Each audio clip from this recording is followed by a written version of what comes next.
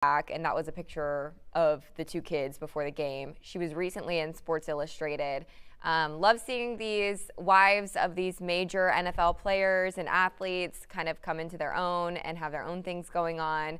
I loved her outfit for the Super Bowl. That's it right there. It was like those shiny red Chiefs pants with the boots. She looks great after two kids. I mean, come on, you know.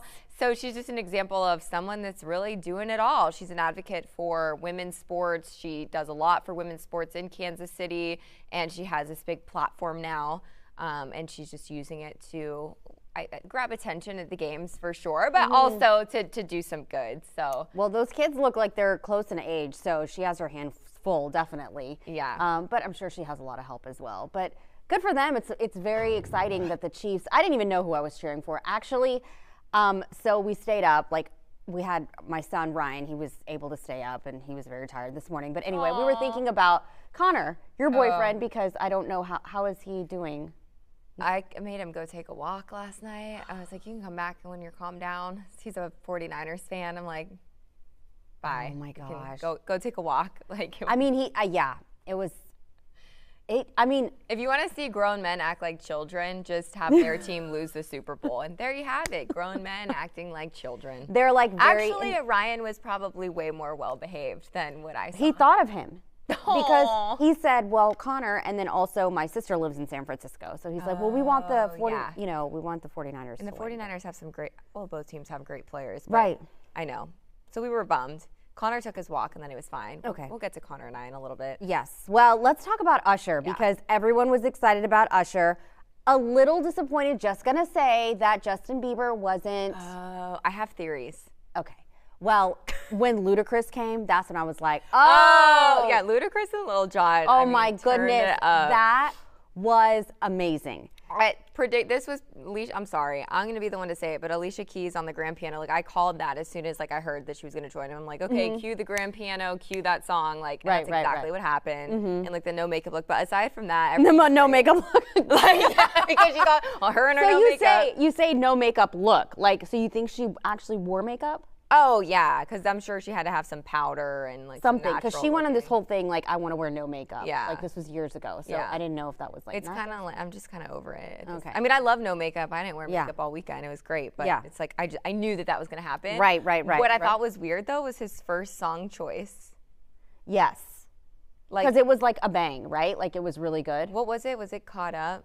Yes, I just remember thinking, wow, you're starting off real big right here. Even today in my workout class at Barry's, the instructor was like, why did he start with this song? I love how everybody critiques, I know. No, he did. It was a fabulous show, though. Why? I do not want to be negative about it. Right. I'm just saying we're nitpicking little things now. He is, the athleticism, the coordination, the stamina that it takes, all the work that goes into orchestrating that, incredible. I loved the band that was out there that I think they spelled out Usher. I loved how he had those her came out on the stage and was just on the guitar. Like, there was a lot of people thought that was what's Kim's daughter's name? Northwesty. Oh, well, Northwest. I thought one of the people that came out, I was like, is that Kanye? Like, I thought it was. I thought it was Kanye too. Yeah, and I was I know. Connor was like, is that? I'm like, is that Kanye? It wasn't. But I just love how it's such a conversation. Oh, totally. Even today, just people that I've been running into, grabbing coffee. Did you watch the Super Bowl? What did you think of the halftime show? Like, everyone's talking about it. But that's kind of cool that the Super Bowl can bring everyone together that in a way, and so does the halftime show. Right. Yeah. I loved when he took his shirt off. That was a moment. That was iconic. Yeah. I mean, just for me, because I'm like, dang. It was ludicrous. I think that was huge. Yeah. Well, I've seen Lil Jon perform in Vegas. Oh, really? And he's so good. He plays is it Hakkasan?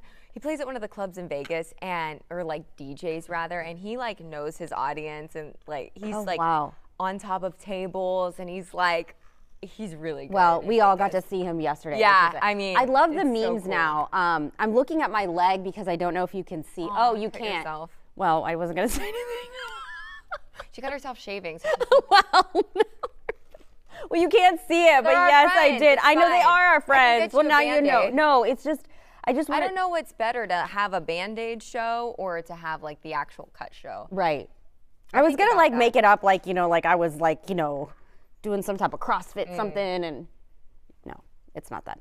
But okay, so what I was going to say is Usher, the memes, one of the memes was like, when you're over 40 and you go to the doctor, how you tell them what, like when they ask you what hurts, and it's like one of Usher's moves. Oh yeah, I was like, that move was like crazy. everything. But he's so cool. What I like about him is he's aged, but his dance moves are just timeless, they were classic. really good. Like on the football field. I've seen Justin Timberlake look pretty lame, like recently, not gonna lie, but like Usher could never, because he's just, But you know who else is just a star? She's done the Super Bowl halftime show many times. Well, twice at least, right? Yeah, twice. Yeah.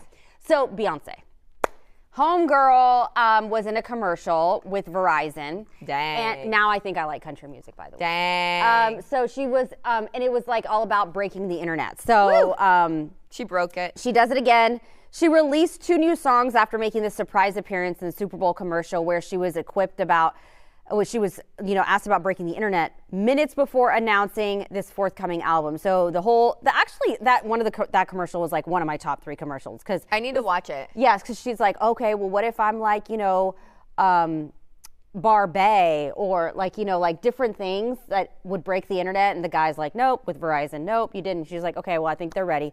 Song drop or whatever, and then literally her team dropped the song. So it's the song, she dropped a new song, but is a new album coming as well? Yes. Okay. It's like part 2 of Renaissance. So then I don't even know. And then here's what was nuts, is that she was there, Jay-Z was there, but they're being shown, and she's just acting like nothing has just happened. Like her song hasn't just been dropped. She wasn't just aired on the commercial, like I love it was that. just. Beyonce to me is always very calm, cool, and collected. Yeah. You know, she's very like. Just like a very mythical creature. She is, yeah, where like I've just birthed these children, and like Taylor Swift's like pounding a drink, right, and, like really into the game. Beyonce is just like, I'm Beyonce. But the thing is, even if you're like, oh, she has help, she has this, I mean, you're still a mother. Like you still are. Well, it was so cute. We don't see much of her twins. Rumi was there, yeah. Yeah, Rumi, so one of the ones like they showed Rumi, Ivy, Blue Ivy, and Jay-Z. and Blue Ivy was like fixing. Like something like that. Such a big sister move. I love that. Yeah. But what I was gonna say, back to Usher really quick, I was gonna say my theory with like Justin Bieber not joining him on stage. I wonder if Justin just thinks that like he's gonna get his own halftime show. So like, why would he join Usher on stage? Like whenever he could probably do the whole show. Like, I mean, that's kind of like, why would you do that? Like, I'm not gonna be part of your show because I think I might get my own. I mean, I don't know.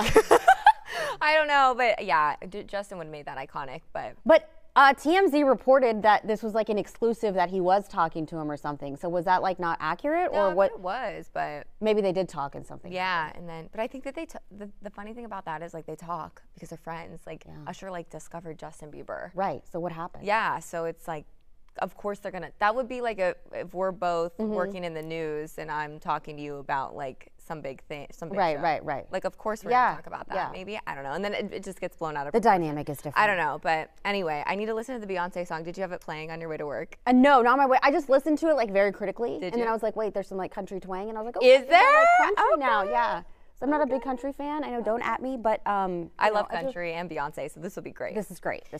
But anyway, we always on Mondays we like to go through what we did over the weekend because, of course, we have a life outside of this place, believe it or not. I know, it's crazy. So this weekend, But this is cool, yeah. Yeah, no, well, I forget what I even showed here. My boyfriend and I, this is my little Super Bowl party I had at my house with my girlfriends, and then my boyfriend was there. He wasn't supposed to be there, but like a flight got canceled, so he ended up being there. Oh, he was watching with you guys. Yeah, he was there. I didn't know That's why I had to go make him take a walk. Oh, I thought you just called him and told him. Oh, that's a bad picture. I should have taken a better picture, but I air fried chicken wings for the was first. it good? Yeah, it was good. The ones I did for a little bit longer had more of like that crisp texture. And then we had like tons of sweets and Valentine's Day. So it was supposed to be like a Valentine's Day girls thing, but then it ended up, that's us at dinner at Garden Grace downtown for Valentine's Day, early Valentine's Day. But yeah, air frying chicken wings. Like, who knew? They were pretty good. That's crazy. He liked them. And they're healthier than Wingstop. He really wanted Wingstop. Yeah. But I was like, Yeah. By the time we were going out, we had plenty of food. So I was like, let me just try air frying some chicken wings. Yeah. I got them like marinated, and then they go in for like 15, 20 minutes, and then they're done. You're a huge air fryer person, which is great. I mean, she's told me about recipes that I need to try. Yeah, I really never use my oven.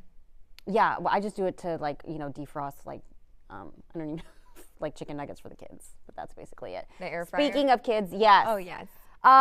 So there's many levels to what I'm about to tell you. One, I've been having a really hard time because my son turned 7. And it's like, why 7? I don't know. But then I realized it's because he's going from like this little like, toddler, my little boy, to like now has friends and like wants to do things and not with me. Yay, I'm happy for him though. No, he's, doing the whole growing up, maturing thing, and I'm having a hard time with it. But apparently parents do go through that, yeah. So he's huge into baseball and Star Wars. So we had a Star Wars themed baseball party. So here's him at Home Run Dugout, and that's his godfather. So he had all his little friends there. I was gonna say my sister. His sister was there. My daughter. like that. There she is. There's Daniel. We had Star Wars cake. So it was a good time.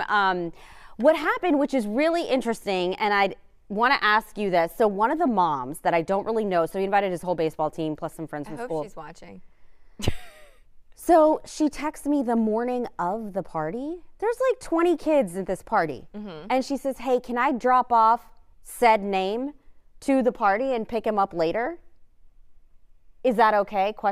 And that puts me in a weird spot. That's immediate, like, because I'm responsible for him. Like, and he's a little bit of a troublemaker. I didn't say who it is. And so I don't want to take responsibility. So I'm like thinking in my head, what age, obviously Liana being 4, that's different, 3 or 4, but at what age are you able to just like let your kids go to a party by themselves? Like if it's a family friend or like a close friend, that's different because you know the family and I just thought that was so awkward.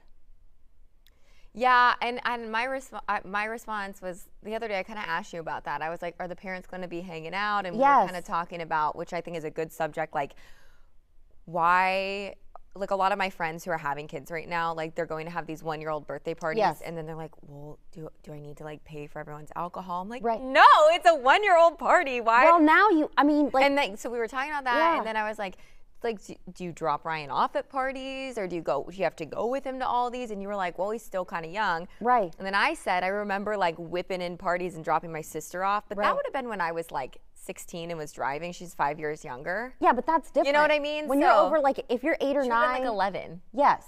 10, 11, but 12. But I feel like better, where you can like, I see that. You see what I mean? But like, I think what my mom used to do, because she was a working mom like you, and if it didn't take place on the weekend, she would like designate one of the other parents that she knew. Yeah, and that's fine. Yeah. That's great. So then like we or whatever would go like with them, and then that parent, not just like sending the kid into the party. That's what this mom wanted to do. And so, and you could get hurt with the baseball, you could get, all these things. I think that's what would have made me nervous too, is that it was at the baseball place and they're 7 years old, so they're swinging and and there's so hazard. many kids. Yeah. So I was really nice, and I just was like, it's whatever you want to do, but I would feel more comfortable if a parent was there just to make sure that is safe. Yeah, totally. Anyway, so he had a great time, and well, it looked like a great birthday party. Yeah, it was a lot of fun. Did the parents just go like cash bar and like buy their little alcohols? Well, kind of, but like we paid for some of the stuff. It's just always kind of weird when it's like that kind of a setting, because that area had its own bar. I think, from my opinion, I have not discussed this really with anyone. It's just like, I think it's fine to do like cash bar at kids' birthday parties, because like, why would I provide you with alcohol? Like, the party's for your kid and my kid, not for the adults. But does alcohol even need to be involved? Sometimes it's like, no, but like if you want a drink, go buy it. Whatever. Yeah, no, I don't know. Yeah. So weird. Anyway.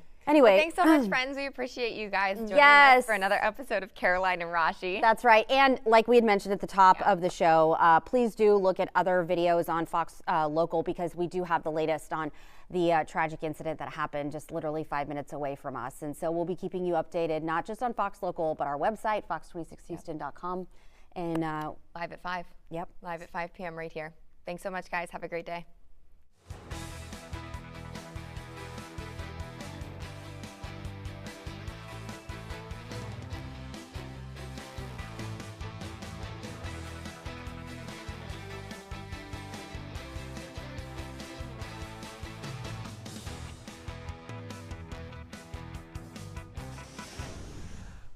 All right, well, a good afternoon to you. Thanks for hanging around just a little bit longer, getting your Fox 26 weather update. I'm meteorologist John Dawson. If you've been outside, it didn't take long to realize what a fantastic day it is.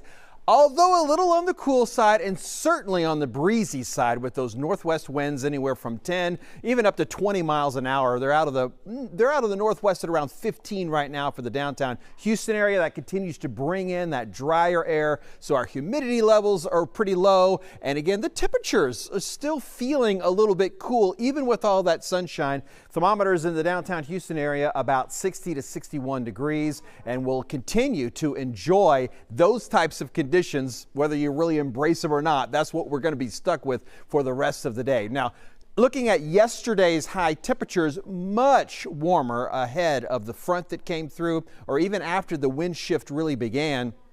We made it all the way up to 80 degrees yesterday at Hobby Airport. Most of us were in the mid to the upper 70s. There were a few other cool spots out there. Huntsville and College Station able to stay in the 60s. This morning, bit of a cool start. It's been several days since we've had temperatures in the 40s.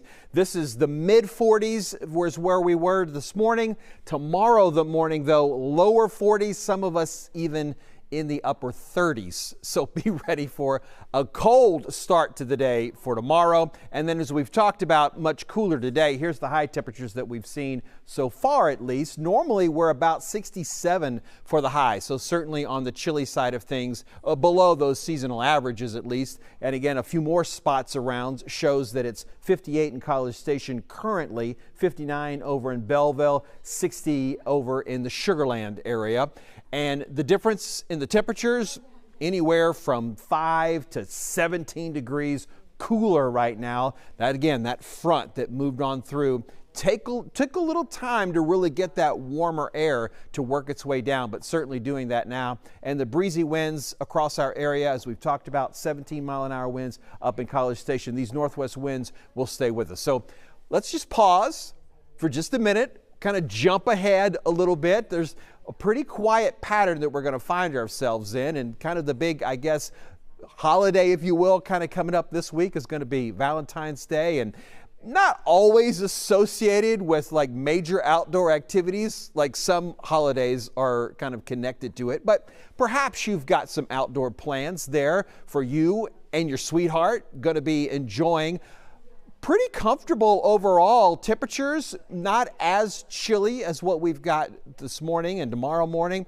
just milder overall, and our temperatures will be a lot closer to normal. We talked about the seasonal numbers for this time of the year, about 67 degrees in the afternoon, so we're going to be up close to that, about 68.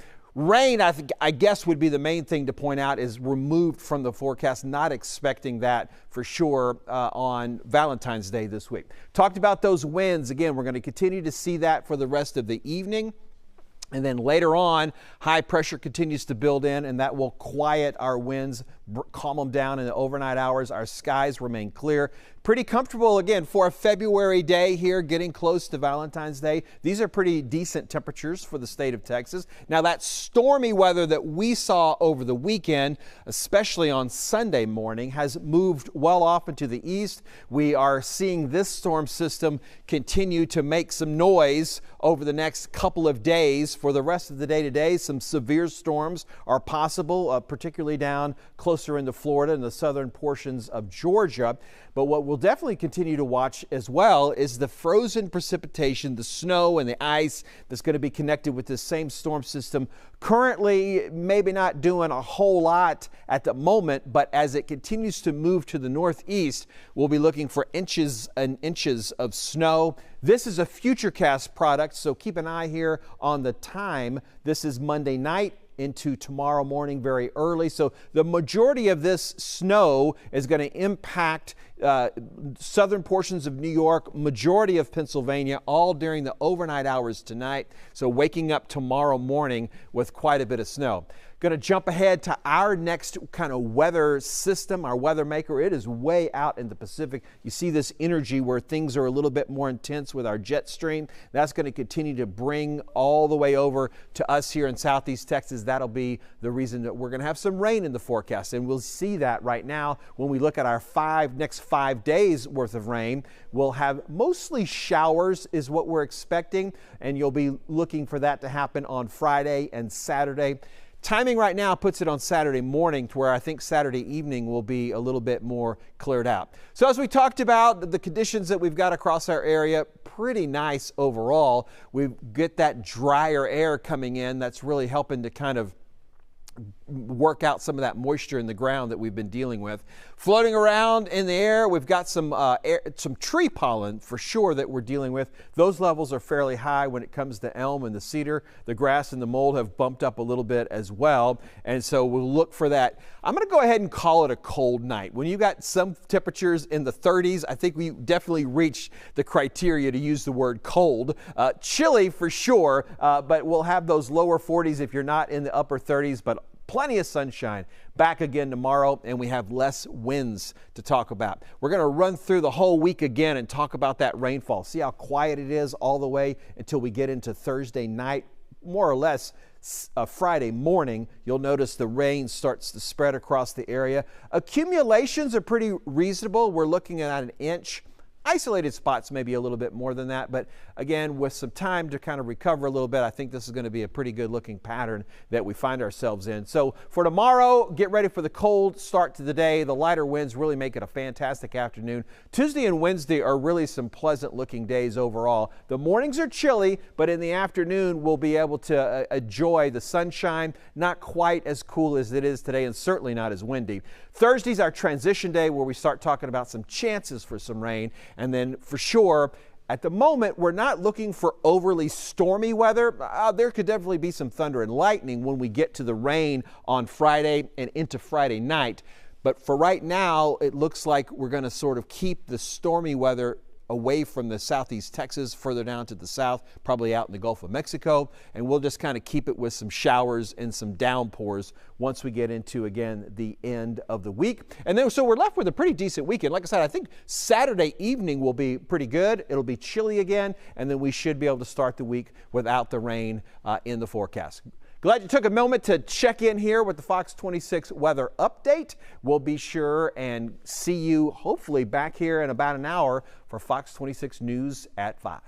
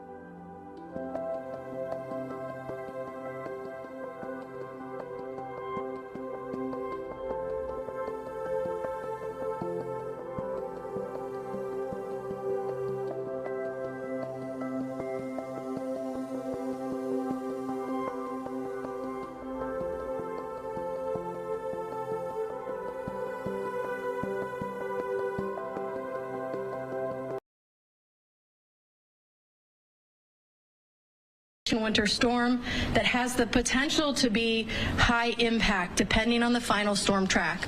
So although the track may change over the next however many hours, 4 to 12 hours, it's always better to be prepared than caught off guard. MEMA is monitoring and responding to resource requests from communities who are preparing for the storm. We are providing preparedness messaging for the public, so I echo the governor's recommendation to follow MEMA and the National Weather Service on social media to stay informed. MEMA's Eastern and Western Regional Emergency Operations Centers will activate early tomorrow. MEMA's local coordinators at the REOCs will facilitate outreach to communities as the storm progresses. Each Each of MEMA's local coordinators serves as a liaison for their assigned communities in Massachusetts and is the primary point of contact for resource requests and any additional assistance that the cities and towns may need during and after the storm. The State Emergency Operations Center in Framingham is currently operating at a level 1 steady state monitoring. Throughout the storm, you can monitor power outages on MEMA's outage map, which you can find a link on our webpage and social media. So I'd like to turn it over now to Administrator John Gulliver. All right, thank you, Don. Thank you, Governor. Again, my name is Jonathan Gulliver. I'm the State Highway Administrator. Thank you, everybody, for coming today to talk about this storm.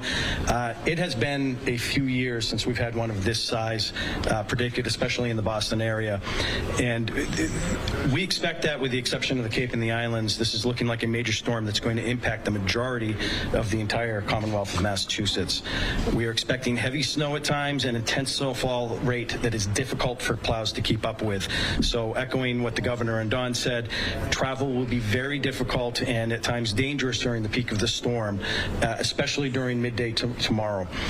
We are urging that road users who do need to be out use extreme caution, and this is the kind of weather that really you should be considering your travel plans for tomorrow, and you should be limiting your discretionary trips and work remotely if you are able to do so. We have been coordinating with our neighboring states, specifically New York, Connecticut, and Rhode Island, regarding truck restrictions, and truck drivers should start planning ahead right now for travel restrictions on certain types of truck types. In particular, starting tonight at midnight, we're going to be restricting empty tractor trailers, tandems, and special permit trucks. We, of course, are going to be adjusting as the storm wears on and making course corrections depending on actual roadway conditions. As for our overall plan, the Commonwealth is well prepared for this storm. We have plenty of equipment and we have plenty of de-icing materials on hand. Right now we are waiting for the last forecast of the day to nail down our pre-treatment strategy, but all of our districts across the state are preparing to put out pre-treatment. That includes salt brine and magnesium chloride. That type of pre-treatment enables us to keep ahead of the storm and prevents pack ice from forming on the roadways. This is expected to be a full call out. That means that we're going to have close to 3,000 pieces of snow fighting equipment out on our highways during the peak of the storm. This is a quick hitting storm, and I expect the cleanup, though, however, it could take some time. In particular, we're concerned that this is a heavy wet snow followed by some cold weather rolling in the end of it, which could lead to some icing conditions. So even if the snowfall ends tomorrow night, drivers need to be on the lookout for ice that's going to be forming, and MassDOT will have crews out on our roadways for several hours afterwards to make sure that cleanup is complete and that roads will be safe for Wednesday morning. That said, and again, I want to stress this for anybody who is considering trips tomorrow, this is shaping up right now to be and predicted to be a pretty serious storm, and travel is expected to be very difficult at times. And again, to reiterate, with the snowfall rates that we're talking about, anything in the 2 to 3 inch per hour range, plows have very difficult time keeping up with that intense level of snow plow. So roadways can very quickly become snow covered and conditions will deteriorate. So we're advising to limit travel if possible, and if you must travel, plan ahead, give yourself plenty of extra time to get to your destination, and again, especially during the peak of the day tomorrow, we're expecting this to be very difficult. So with that, we're happy to take, I'm going to hand it back to the Governor to take some topic questions. Thank you. Any questions on the storm? Do you anticipate going to the MEMA bunker tomorrow if we continue area during the snowstorm? Oh, we haven't had storms. I've been to the MEMA bunker a few times this year already, and I appreciate the good work that goes on, not just on storm days, but year-round. I'll be wherever it's helpful for me to be tomorrow, and in touch with the public. And again, our job is to prepare for the worst and hope for the best. And I hope you heard from the team that we're feeling prepared for this, and it does look like this could actually be a real storm. And we haven't had one of those, as we know, in some some time, but I'm confident the teams are ready. And we just really advise people tomorrow to be smart. It's an inconvenience, we know. A lot of kids will be home from school. Parents are trying to figure out and deal with childcare.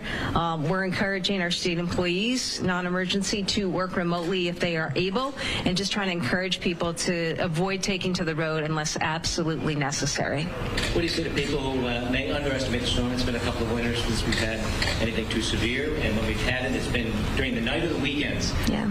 And this is less than a foot, so you'd have New Englanders who say, this will be nothing. What do you say to those people?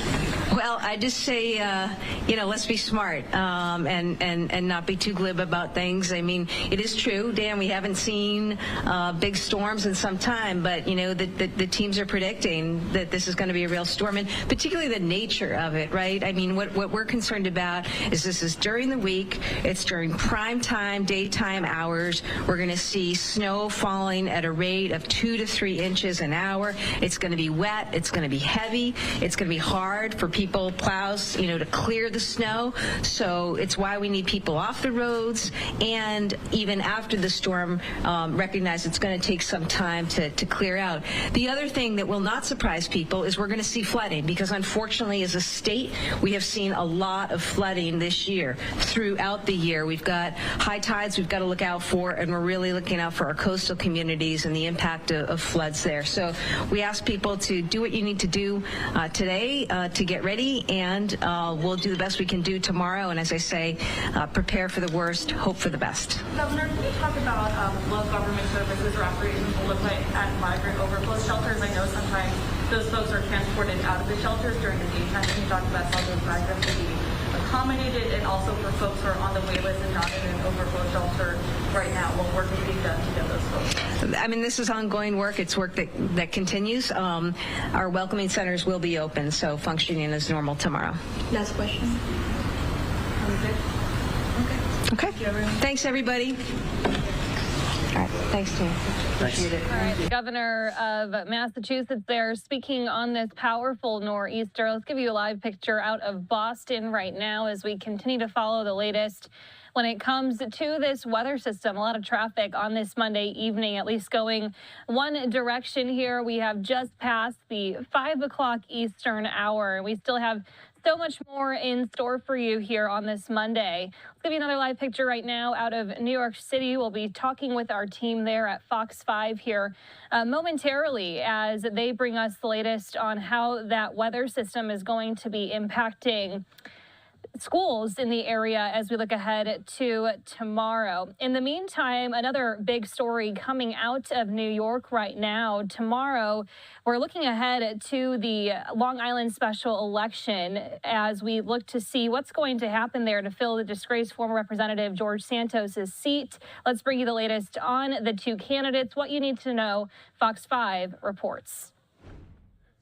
Republican Mazi Pillup and Democrat Tom Suozzi appeared on Good Day New York this morning, less than 24 hours before the special election. I work for the people. I am the candidate of change. The two have spent their final days urging voters to get out and vote. This is they answer questions about why people should choose them. I am ready to make a deal tomorrow. We now have a bipartisan compromise in the United States Senate that they worked on for the past 4 months that will build more wall, more immigration judges, more border security, money for New York State, money for New York City. All the things that people have asked for are in that deal. And I say, let's make the deal. I support background check. I support waiting period. I support training. There is protocols out there, regulations out there. Our job to make sure we're following those protocols, those regulations, to make sure guns don't get in the hands of people with mental issues. Suozzi, a former congressman, denounces Pillup, a Nassau legislator, as George Santos 2.0, a reference to the embattled ex-congressman whose expulsion landed the district here in the first place. Polls show Suozzi has a small lead over Pillup, but the Republican Party is confident they'll pull through. The race will likely be decided by which party boasts the better turnout, especially when few people are thinking about elections this time of year and who will brave the winter weather expected. I'm not running just as a Democrat versus a Republican. I'm running, let's work together as Democrats and Republicans to try and heal our country, try and solve the real problems people are concerned about, the migrant crisis, cost of living, even the weather, the climate change. I'm not this typical politician who promise and sounds amazing, but in the real time, they are failing to deliver for the people. Yet another medical episode. All right, a lot to watch for there. And as we stay in New York City, we were just bringing you a bunch of weather coverage out of Massachusetts. But of course, this powerful storm system also expected to greatly impact New York City as well. So much so that schools are going to be impacted as we look ahead to tomorrow. Let's bring in Fox 5's Kendall Green. He joins us live now with more. And Kendall, some schools are going to be having students go remote as a result of this snow. Yeah. Good evening, Lexi. The weather is a complete about-face from what we've seen last weekend, this past weekend, even today, actually. And actually, based on the press conferences we've watched, officials are basically telling us tomorrow is going to be bad. And they're putting folks on notice, to let them know that if you can just stay inside, it's a good idea to do so. More than 700 city salt spreaders and 2,000 plows are ready to go for what's predicted to be the year's most powerful snowstorm so far. All relevant city agencies have been activated and preparations are underway. That's a travel advisor for the tri-state through Tuesday as a winter storm warning is in effect citywide from 4 a.m. through 6 p.m. Forecasts call for up to 8 inches of snow. Bad news for Tuesday's commute, as schools have already planned to shut their doors. It's going to be remote learning day. That's one of the things that came out of COVID-19. We can continue the educational process of our children. We notified all of our superintendents, our principals, our teachers have now all been notified, and parents are being notified in real time as we speak. Also on Tuesday, alternate side street parking has been canceled, and the city's code blue has been issued for homeless New Yorkers. But amid a consequential election, poll sites are open. Snowfall, officials believe, will be heaviest toward daybreak and continue through the morning, as the city is prepared to plow every street as soon as snow accumulates at 2 inches or more. New Yorkers are urged to remain off the roads to allow crews to respond to the weather conditions. Our salt spreaders and our plows can cover a whole lot more ground a lot faster if there are not other vehicles in their way. As for those who have no choice but to weather the storm and get to work, no matter what happens, MTA is going to be ready. MTA is prepared to run service as scheduled on buses, subways, and the Long Island Railroad, as subways and commuter railroads are deploying de-icing systems to protect trains' tracks and their switches. But to track potential changes to your commute, mta.info/notify. If you go there, you can sign up for these real-time service alerts that'll tell you about your particular train or bus and how it's doing.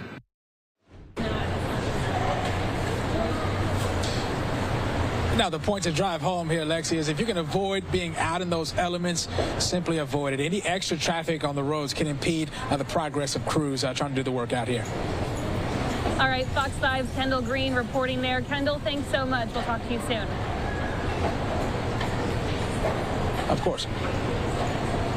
All right, we're going to slide away for our first commercial break here of this hour. Much more to come. Live picture here out of New York City, courtesy of our EarthCam cameras.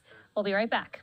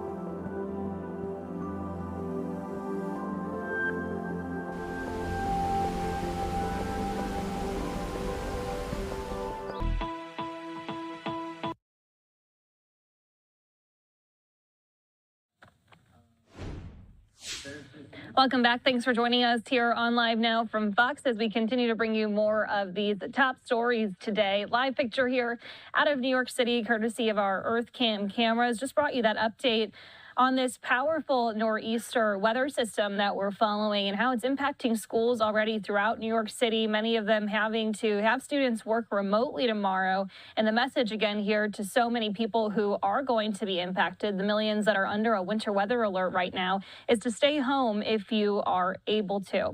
In the meantime, we want to continue on with more of these major stories today. We have a live picture coming to us right now out of San Francisco, California. The San Francisco 49ers returning home today after Super Bowl 58. Unfortunately, they did not come out with the Lombardi Trophy yesterday, but it was certainly a very exciting game for all that watched. The Kansas City Chiefs winning the Super Bowl title yesterday evening in Las Vegas, Nevada. But a pretty cool aerial shot here as we see how they are returning home today on this Monday. And last night, of course, was Super Bowl 58. A lot of people talking about the commercials, which ones were the best, which ones were some of your not favorite ones, to say the least. Let's bring you more on what people are saying with Fox Business correspondent Lydia Hu.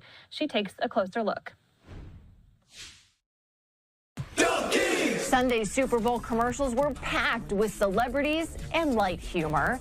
Dunkin's ad featured Ben Affleck, his wife Jennifer Lopez, Tom Brady, and Matt Damon. The commercials coming at a hefty price, with an average 30-second ad costing $7 million. The brands have to think about the investment they're making, and do they get the return on their investment in these economic times we're in today? Bud Light stuck to humor, introducing a mascot called the Bud Light Genie. I'm a genie. It's Gemini. I'm a genie. They're trying to really rebrand themselves after what happened with the Bud Light scenario. I think that they're not going to be able to recover. I know people like my area in Ohio, where I grew up, they don't want to drink Bud Light anymore. Pfizer's ad featured the history of the pharmaceutical company through its 175 years, while highlighting its fight against cancer. It seems to me kind of wacky to spend that much money sort of touting your long-term history. The Budweiser Clydesdales making their annual comeback. Good job, Bubba. The Wall Street Journal says ad directors are dying to work with the horses because they, quote, arrive on time, take direction, and never engage in haughty hoof stomping like famous athletes. In the auto category, actor Christopher Walken promoted BMW's new all-electric vehicle with different actors impersonating him. It's the real deal. I thought that they had a great cast. I thought ending on Usher was a great surprise. All right, thanks for that report. Well, meanwhile, we're also hearing from President Biden as his campaign has taken it to TikTok. And this, of course, comes following a lot of controversy from his administration with a lot of concerns over TikTok and the national security threats that it poses. Let's play out for you here next what President Biden had to say in his first TikTok appearance. Chiefs or Niners? Two great quarterbacks, hard to decide. But if I didn't say I was for the Eagles, then I'd be sleeping alone. My wife's a Philly girl. Game or commercials? Game. Game or halftime show? Game. Jason Kelce or Travis Kelce? Mama Kelce. I understand she makes great chocolate chip cookies. Deviously plotting to rig the season so the Chiefs would make the Super Bowl, or the Chiefs just being a good football team? You get in trouble if I told you. Trump or Biden? Are you kidding? All right, a quick clip there of the president on TikTok in his first ever video that was posted yesterday ahead of the Super Bowl. Of course, that comes to as he chose not to do a sit-down Super Bowl interview for the big game. And we also know that last week was a very big one, as President Biden is not going to be facing any criminal charges in his classified documents case. Meanwhile, former President Donald Trump is back in court today to see what will happen with him. A lot of people comparing the two cases, what's different, what's not. Let's bring you the latest here with Fox News correspondent Rebecca Castor. President Joe Biden and Donald Trump were both accused of mishandling classified documents. Biden storing classified materials in a cardboard box in his garage, while Trump kept stacks of documents at Mar-a-Lago. After a lengthy investigation, Biden's case was closed last week, while Trump is still trying to avoid going to trial. The president was found to have been engaged in no wrongdoing, unlike President Trump, which has 91 felony counts pending against him. Monday, the GOP frontrunner and his attorneys will sit down for hours with a federal judge in Florida for a closed-door hearing to discuss which pieces of classified evidence are fair game in court. This trial is scheduled to start in May. The Biden Department of Injustice let Crooked Joe off the hook